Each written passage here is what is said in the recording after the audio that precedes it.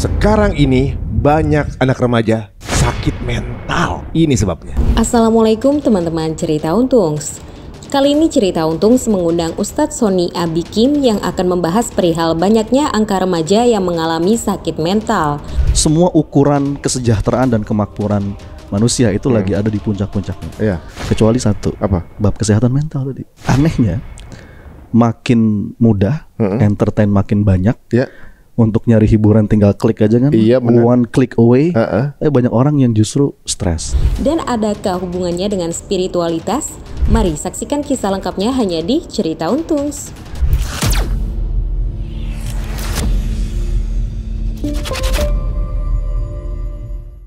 Assalamualaikum warahmatullahi wabarakatuh. Apa kabar semua teman-teman pemirsa Cerita Untungs ya. Terima kasih untuk yang selama ini support dan juga memberikan masukan, kritik, saran atau semua yang dirasa memberikan masukan kepada kita. Dan jikalau ada sesuatu yang dirasa menarik, monggo silakan share sebanyak-banyaknya. Nah, saat ini kita melihat ada beberapa informasi yang cukup mencengangkan ya, bahwa di era teknologi saat ini gitu ya, yang semuanya udah hampir bisa diambil alih oleh mesin gitu ya, apalagi namanya AI belakangan ini, justru menambah tingkat jumlah sakit mental. Fakta terbaru bahwa remaja di Indonesia 17,9 juta jiwanya itu sakit mental. Bayangin, warga Jakarta 18 juta, 17,9 jutanya itu sakit mental gitu. Tapi se-Indonesia sih. Coba bayangin, hampir satu wilayah Jakarta kalau isinya anak remaja itu sakit mental semua. Ini kenapa masalahnya gitu ya? Ada yang overthinking, ada yang ngerasa ADHD lah, macem-macem lah ungkapannya kalau kita lihat di sosmed. Langsung aja kita akan ketemu dengan guru kita Ustadz Sony Abikim untuk membahas masalah ini. Assalamualaikum warahmatullahi wabarakatuh. Waalaikumsalam warahmatullahi wabarakatuh. Mas Ari sehat? Alhamdulillah. Aduh, Pak Haji. Alhamdulillah, sama-sama kita. Tapi gak ketemu di sono. Ketemu. Karena gak diajak. Antum sih, Anda kan mutawib. Alhamdulillah Mas, terima kasih sudah diundang ini. Waduh, justru ini kehormatan buat kita nih bisa antum mau main ke sini nih. Aduh, alhamdulillah. Akhirnya bisa duduk di kursi kebesaran. Oh, kemana nanti kita kecilin. Kita kecilin, kebesaran kita kecilin gitu ya. Bisa di custom kok. Bisa di custom. Waduh. Terakhir kemarin waktu kita di Amazing Muharram gitu ya. Memang belakangan ada concern itu ya. Kenapa belakangan gitu untuk fenomena ini. Misalnya satu tim di antara tim kita juga yang masih muda-muda, kalau kita kasih pressure mendingan resign lah gitu kan. Karena kan nggak bisa di pressure seperti zaman saya dulu gitu kan. Bukan berarti kita udah tua ya, maksudnya beda zaman gitu ya. Dan kalau ngobrol sama anak-anak temennya jangan gitu, nanti kita overthinking, apalah ini overthinking segala macam gitu. Banyak bahasa-bahasa baru yang relate dengan ternyata anak sekarang itu mudah banget ibaratnya kayak semacam baper gitu. Kemudian ngelihat postingan, jadi agak terlalu berlebihan saat sedih banget. Misalnya kayak nonton drama Korea gitu, nangis kayak gimana gitu suka banget gitu.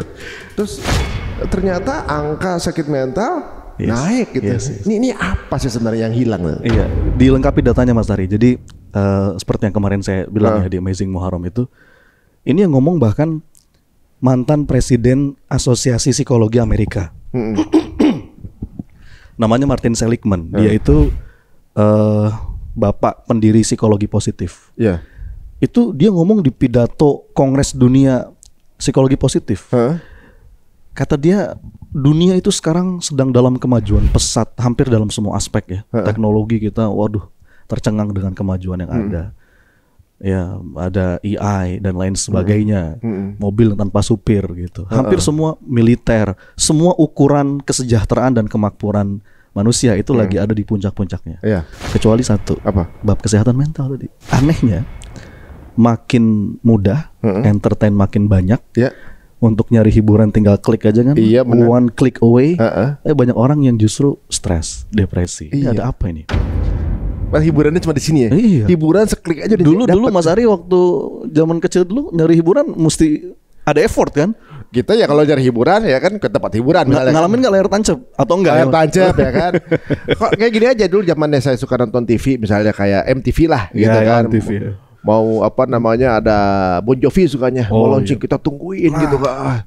Sekarang kan tinggal ngetik siapa sih yang kita suka, cari aja ada gitu misalnya. Ini kayaknya waktu sebenarnya udah disimpelkan sekarang ya. Tapi kok kenapa malah stres ya? Iya itu. Media sosial harusnya membuat kita semakin mudah terhubung. Justru anehnya malah banyak orang yang ngerasa kesepian. Antisosial malah. Antisosial.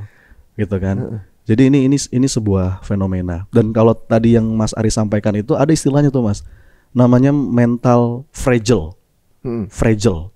Jadi orang itu bisa dibagi kalau dari kekuatan mentalnya tuh. Yang pertama disebut dengan mental fragile. Fragile gampang pecah.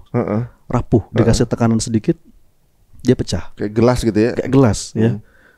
Terus ada lagi yang kedua resilient. Nah, resilient ini dia mampu menghadapi tekanan. Nah, yang paling hebat itu yang ketiga, anti fragile. Jadi kalau ditekan itu bukan hanya kuat, tapi dia malah makin kuat. Wih, makin kuat. Ada itu. Apa namanya, kayak menghisap power gitu ya, kayak X-Men gitu ya. Kalau ditempa malah tambah kuat. Ada di dunia ini Mas, kalau dikasih tekanan itu malah makin kuat. Contohnya apa? Ya kayak tulang. Tulang ini kalau kita nggak pernah kalau kita nggak pernah pakai olahraga malah lemah. Tapi kalau kita terus diolah jadi kuat. Termasuk anak-anak itu sebetulnya kalau usia-usia yang tepat dikasih tekanan itu malah bagus. Nah, boleh jadi Mas Ari, ini juga ada masalah, ada kaitannya dengan pola pengasuhan. Orang tua zaman sekarang itu kan sampai disebut helikopter parent Mas. Jadi diikutin tuh anak mau kemana dia pergi gitu. Kalau perlu anak dikasih bubble wrap supaya dia nggak jatuh, nggak terluka gitu. Padahal anak tuh perlu ngerasain dilepas, sakit, ngerasain konflik gitu kan. Tentu dalam batasan ya. Anak itu ngerasain sedih, patah hati. Itu sebetulnya Mas, kalau kita ngomongin kesedihan, kita ngomongin luka batin. Itu dalam dosis yang tepat itu sebenarnya bagus. Ada kalimat dari Maulana Rumi ini, saya senang banget. Beliau bilang begini, you have to keep breaking your heart until it opens. Asli, manis banget. Iya. Terkadang kita perlu merasakan hati yang patah supaya dia terbuka. Terbuka hatinya ya. Ketika hati kita patah, dari celah-celah patahan hati itu cahaya hidayah masuk. Gitu. Tapi emang bener ya, kadang-kadang yang dapat hidayah itu yang udah dapat jelek momen kan. Jadi ketika mungkin pola pengasuhan, keadaan semua serba mudah, nggak pernah ngerasa susah, dimanja terus. Nah itu juga bisa berkontribusi untuk ngebentuk mental seseorang tuh jadi fragile tadi gitu loh Mas. Bener juga. Jadi kalau nggak pernah ditekan secara mental, kaget gitu ya. Kaget. Jadi gagal itu penting juga. Jadi kita kadang-kadang kan kalau sebagai orang tua tuh ya pengen anak dikasih semua, padahal dia perlu ngerasain kecewa. Iya. Dan itu salah satu faktor gitu. Tapi juga kalau kelewat batas, nah setan seneng nih Mas. Kalimat dari Imam Ibnul Qayyim, la syai'a ahabbu ila syaitani min husnil mu'min. Enggak ada yang paling disenengin setan kecuali seorang mukmin yang bersedih hati. Jadi kesedihan itu luka batin, kekecewaan dalam batasan yang pas itu malah bagus, bikin kita kuat. Stres itu sebenarnya bagus Mas. Ya, ada dalam kadar tertentu. Dalam kadar tertentu justru malah bikin kita sehat. Iya. Sehat. Mas Ari berjuang di jalan dakwah kan banyak stresnya, kayak dari wajahnya kelihatan. Iya. Tapi itu menguatkan. Pressure itu kadang-kadang membentuk ya. Membentuk. Tapi kalau kita sikapnya nggak tepat, ya itu energinya rendah, dibisikin setan gampang tuh. Gitu.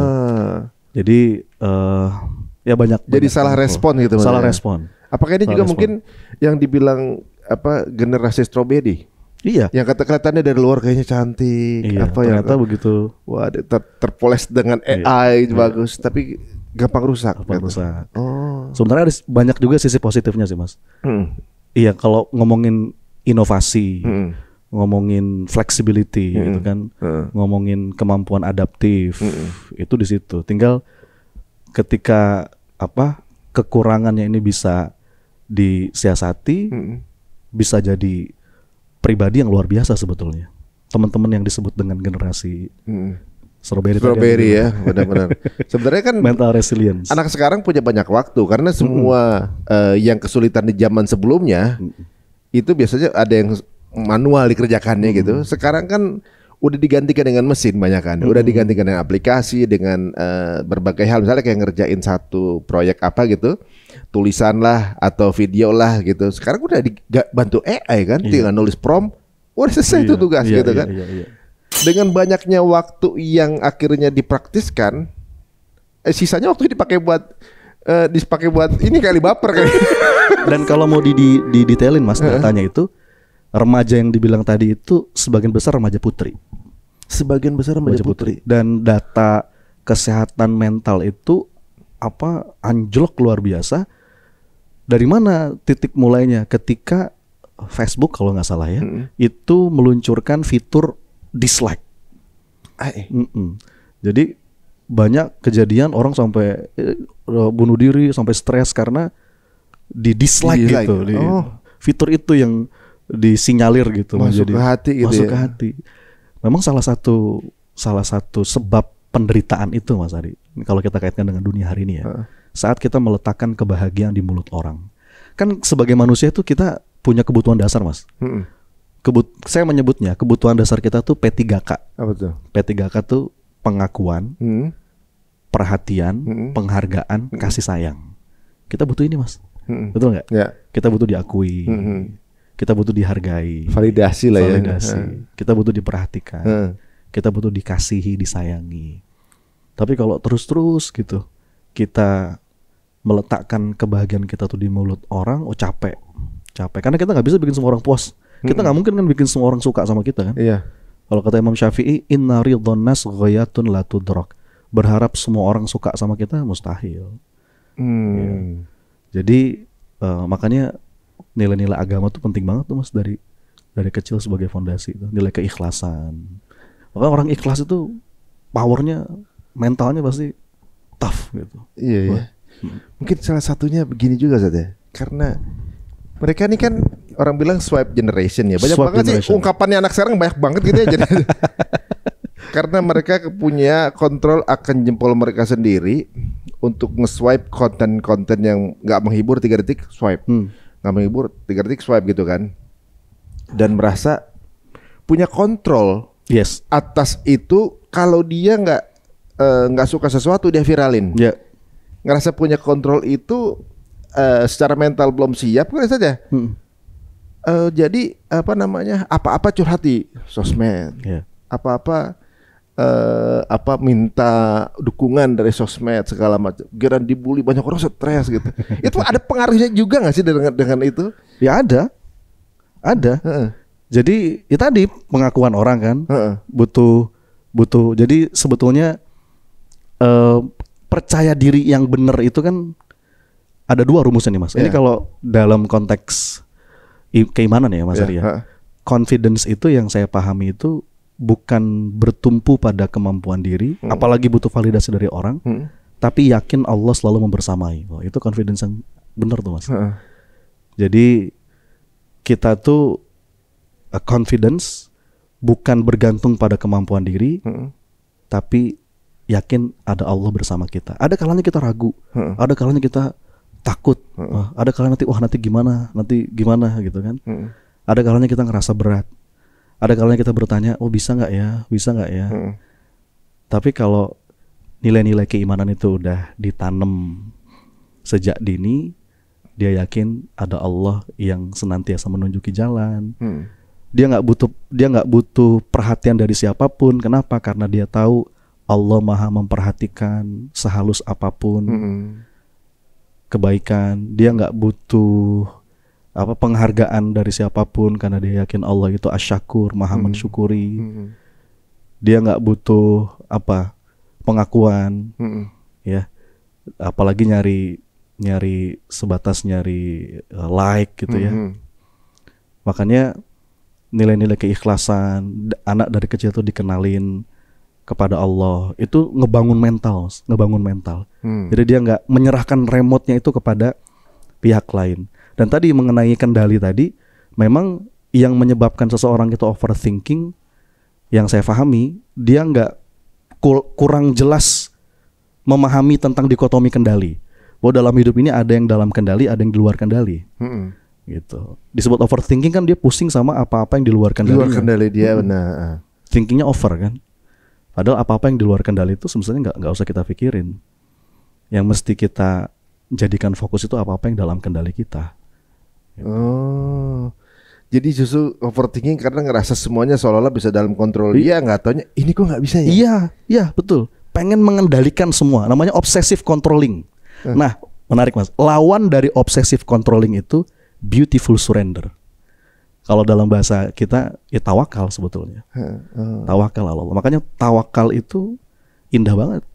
Tawakal itu indah banget. Jadi sebuah kesadaran bahwa ada yang memang dalam kendali kita, ada sesuatu yang itu di luar kendali kita. Untuk itulah kita butuh nitip dan menyerahkan urusan kepada Allah.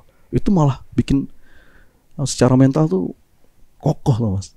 Dibandingkan tadi mungkin karena dia ngerasa pengen mengendalikan semuanya, akhirnya sempit dadanya di situ. Waduh, iya benar juga ya. Benar, dengan kemampuan bekal mental yang belum cukup kuat. Kemudian dia seperti udah punya kontrolkan sesuatu, ketika momen dimana nggak semua hal itu bisa dikontrol, overthinking. Yes.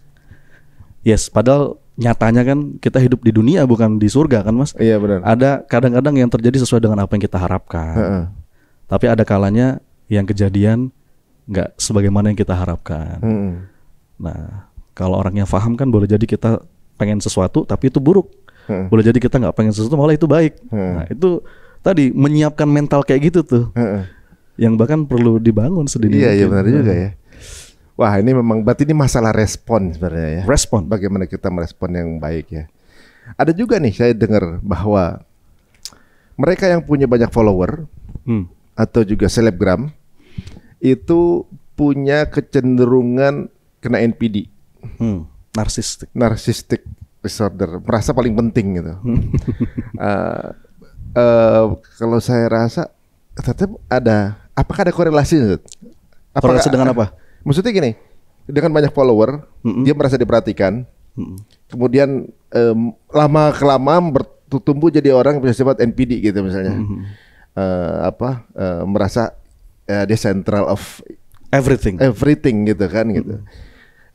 Itu kalau ini kan ya mungkin nggak semua orang punya banyak follower ya gitu ibaratnya. Saya juga takut kena gitu ibaratnya kayak gimana apa segala kayak udah paling penting aja takutnya kayak gitu kan. Nah apa itu ada pengaruhnya Zat? Ada pengaruhnya emang benar teori itu semakin banyak itu hati-hati nanti kena NPD. Apa itu karena ain lah? Apa gimana gitu? Itu ada pengaruh nggak sih Zat? Apa benar yang punya banyak follower punya kecenderungan NPD? Ya peluangnya lebih besar. Ada namanya self-serving bias. Kita tuh kadang-kadang suka menempelkan harga diri kita pada pencapaian kita, gitu loh Mas. Makanya kan kalimat dari kalimat dari Nabi Sulaiman tuh, ini juga value yang perlu kita tanam kuat-kuat. Hadza min fadli Rabbi, gitu kan. Jadi semua kebaikan, semua karunia, semua anugerah gitu, itu datangnya dari Allah. Nah itu yang bisa jadi penawar sindrom narsis tadi tuh Mas. Kadang-kadang kita kalau berhasil, kalau apapun ya dalam konteks apapun, suka merasa kita nempelkan ini karena diriku, karena aku, gitu kan. Innama utituhu ala ilmin indih kalau katanya Korun. Jadi kalau pertanyaan Mas Ari, apakah ada faktornya banyak followers bisa bikin seseorang itu terjangkiti sindrom NPD tadi? Ya bisa, memperbesar peluang itu. Karena terbiasa. Di mana-mana dilayani, di mana-mana disambut, ya, minta foto, gitu kan. Kira nggak disambut, bete. Kira nggak disambut, pakai topi. Kira nggak disambut, sampai buka-buka topi, kok nggak ada yang kenal gua, marah-marah gitu kok. Kayak berasa penting gitu kan. Wah ini memang hati-hati ya ibaratnya kita. Berarti ini sebenarnya menggunakan sosial media juga ada hubungannya sama hati juga. Sangat.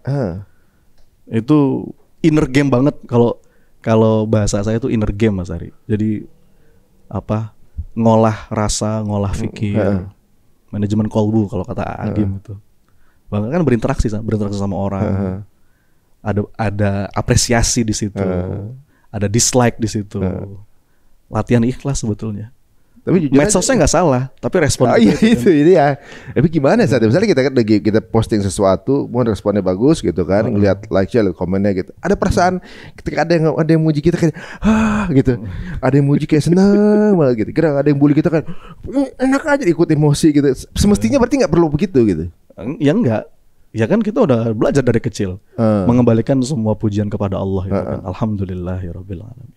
Ada min fadli Rabbi tadi. Aduh, gimana nih yang terbitan zaman sekarang nih? Aduh, berarti emang ini justru kalau kita nggak bisa menyingkapi menggunakan sosial media dengan baik, ya mungkin bisa meresponnya dengan respon-respon yang kurang tepat, gitu. Nah, kalau misalnya gini Zat, ada beberapa hal yang kalau saya rasa nih ada sedikit twisting ibaratnya ya, parameter. Mungkin kita diajarkan bahwa apa-apa kita mesti ya lillah gitu kan. Apapun gitu ya, mau baik mau baik atau buruk pun responnya juga lillah gitu mestinya. Sekarang kan seolah-olah semua harus terposting. Jadi justru parameternya sekarang udah ke switch gitu. Bahwa semuanya harus bagaimana pendapat dari netizen gitu. Begitu juga netizennya, dia juga posting bagaimana pendapat netizen yang lain gitu. Jadi ada seperti Tuhan kedua gitu. Bagaimana komennya, dia mau ngelakuin sesuatu, kalau dianggap walau ini kebenaran misalnya, tapi kalau dia anggap nggak sependapat sama netizennya, dia nggak mau ngelakuin karena takut dibully misalnya. Jadi yang ditakuti sekarang lebih ditakuti netizen dibanding Tuhannya gitu ya. Gitu. Ini fenomena yang gimana tuh? Salah satu tanda kematangan spiritual seseorang itu ketika dia udah nggak sibuk lagi menunjukkan kepada orang bahwa dirinya baik. Ya. Kita tuh suka ngebebani diri sendiri, Mas. Kalau sebenarnya kan harusnya kita berbuat baik udah selesai kan? Itu aja udah berat tuh. Berbuat baik aja udah berat kan. Nah ini kita nambah lagi bebannya. Satu, berbuat baik. Yang kedua, ingin menunjukkan kepada orang bahwa diri kita baik. Plus ingin viral. Iya, jadi itu sebetulnya tambahan beban mental. Tambahan beban mental. Jadi tapi memang betul Mas, ada beberapa, kalau kita ngomongin dalam konteks kebaikan ya, ada beberapa amal soleh yang perlu ditampakkan, perlu disiarkan. Ya. Untuk syiar. Sedekah pun ada yang perlu terang-terangan. Kenapa sampai kepada kita kisahnya Abu Bakar, Umar bin Khattab, Utsman sedekah sekian karena mereka sedekah terang-terangan. Gitu kan. Ada part yang itu perlu terang-terangan. Tapi kalau betul-betul mau latihan ikhlas nih Mas, supaya sehat mental. Latihannya itu punya kebaikan yang rahasia, Mas Ari. Oh, dibagi dua. Oh. Di samping ada kebaikan yang kita syiarkan, tapi kita punya riyadhah, ibaratnya latihan jiwa nih Mas. Kalau istilah guru saya itu emotional fitness. Jadi bukan cuman raga yang perlu diolah, batin juga perlu diolah kan. Nah, salah satu latihan penting untuk mengolah batin supaya mental kita sehat itu punya tadi secret kindness, punya kebaikan rahasia. Nah gitu. Mas Ari nih bikin santunan anak yatim di komplek rumah, bagus, itu jadi syiar kan. Mungkin kita ikhlas. Tapi kadang-kadang suka ada efek sampingnya kan, Mas. Ya minimal orang jadi gimana lah gitu kan, muji-muji gitu kan. Itu tuh bisa ngerubah ini tuh. Nah, ada salah satu latihannya, coba kita datang di satu tempat, satu komunitas mungkin ya, yang itu nggak ada yang kenal sama kita sama sekali misalnya. Nah di situ yang kita berikan lebih banyak daripada yang nampak. Itu emotional fitness banget tuh Mas, buat ngelatih mental kita supaya sehat. Supaya sehat. Benar juga tuh. Ketika berkontribusi yang besar, tapi nggak ada yang tahu. Bahkan pasangan kita nggak tahu. Kontribusi kita nggak tahu. Kontribusi yang besar, kemudian nggak ada yang ngereken gitu. Nah gimana tuh? Nah itu dia. Masukan yang luar biasa tuh bisa jadi masukan buat kita semua, teman-teman semua ya. Banyakan mana yang sembunyi, apa yang terbuka gitu ya. Mudah-mudahan ya dua-duanya bagus ya, asal nggak berubah. Tapi memang ketika ngelakuin sesuatu, kalau kita baca komen itu ada pengaruhnya saat gitu. Maka kita baca, kita sampai astagfirullahaladzim gitu kan.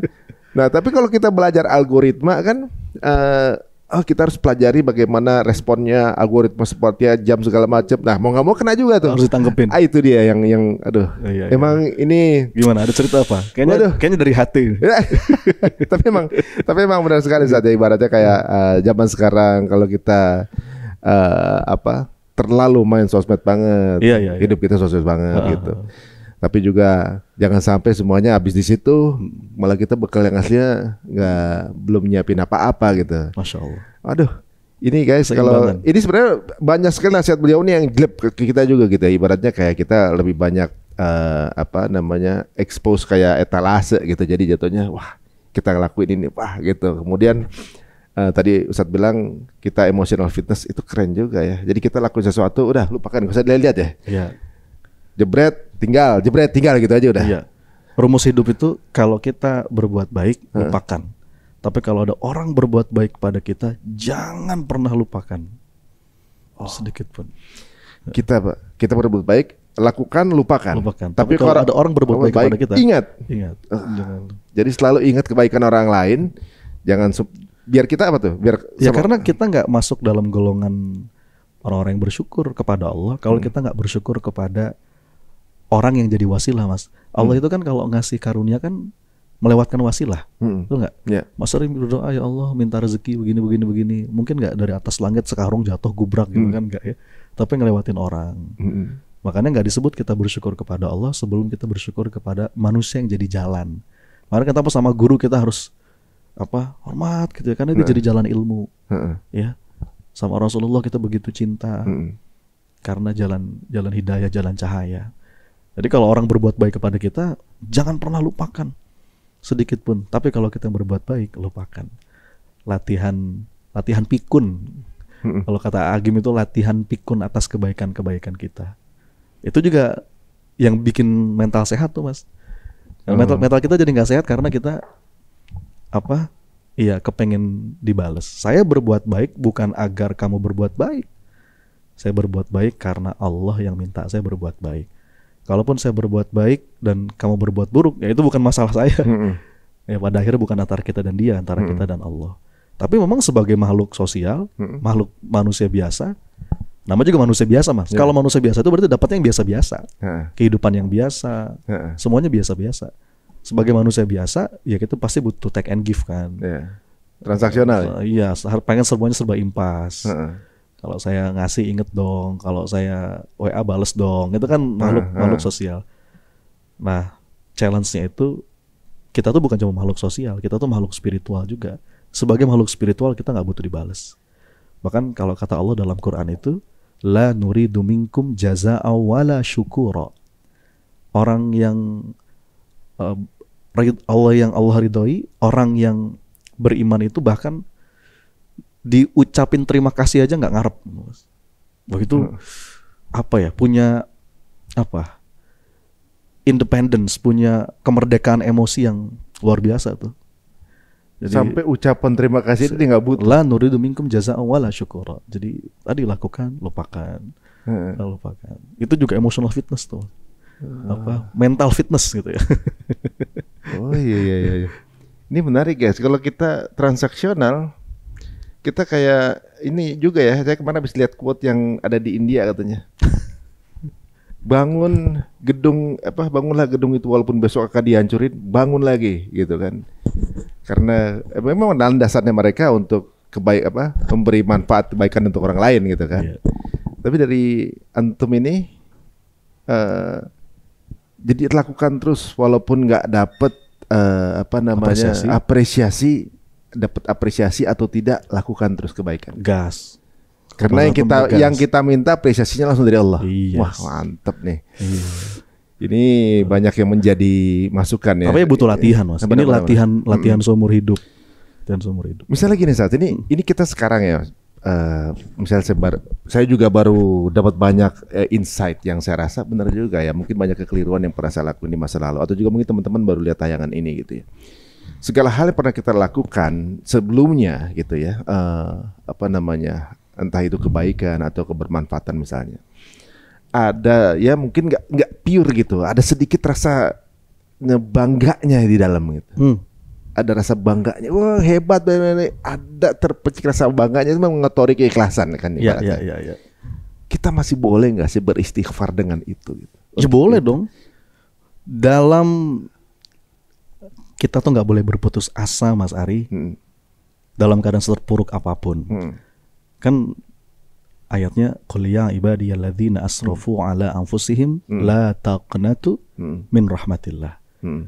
Itu yang dipanggil sama Allah tuh, wahai orang-orang yang melampaui batas. Ya termasuk tadi itu kan. Kita ngerasa bangga, kita ngerasa ujub dengan apa yang kita punya. Ini udah lewat batas lah, udah offside.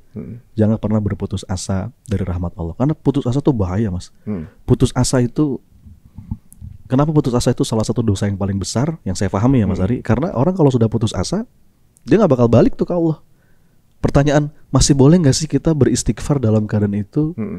Ya pintu itu akan selalu terbuka. Selalu terbuka ya. Terbuka. Tapi ketika kita sudah bisa ngaku, Mas. Jadi gini, pintu gerbang paling awal menuju pemulihan jiwa, menuju pemulihan mental, itu yang pertama ngaku dulu, Mas.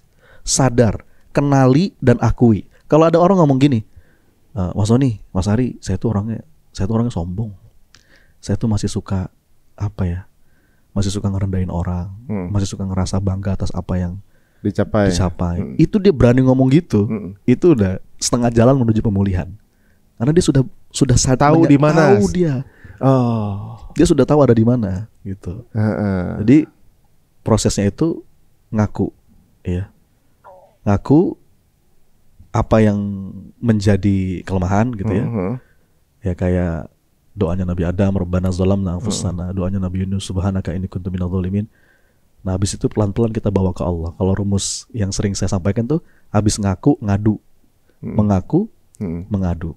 Nah, dalam mengadu itu kan ada istighfar. Ya, ngakui rasa, ngaku dosa, lalu kita adukan kepada Allah. Jadi kalau pertanyaannya, masih boleh nggak? Boleh. Masih boleh ya? Masih boleh dong. Soalnya kan saya pernah dengar ungkapan, segala amal soleh kita, ketika salah niatnya, nggak sampai ke Allah nih. Nah, kita baru dengar nih tayangan ini. Iya.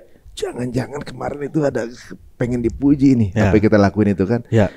Nggak nyampe dong tuh, gitu. Baru nyesel sekarang nih kan? Kita masih boleh kan satu untuk minta maaf atas niat salahnya itu? Iya dong, minta maaf dan kita perbaiki kan? Ternyata Mas Ari, yang paling bikin orang menderita itu, yang paling bikin manusia menderita itu bukan karena masalah hidup. Bukan karena masalah hidup, bukan karena punya duit atau nggak punya duit, sehat atau sakit, bukan. Kata para pakar, namanya Profesor Rory O'Connor kalau saya nggak salah. Yang paling bikin manusia itu menderita dalam hidupnya adalah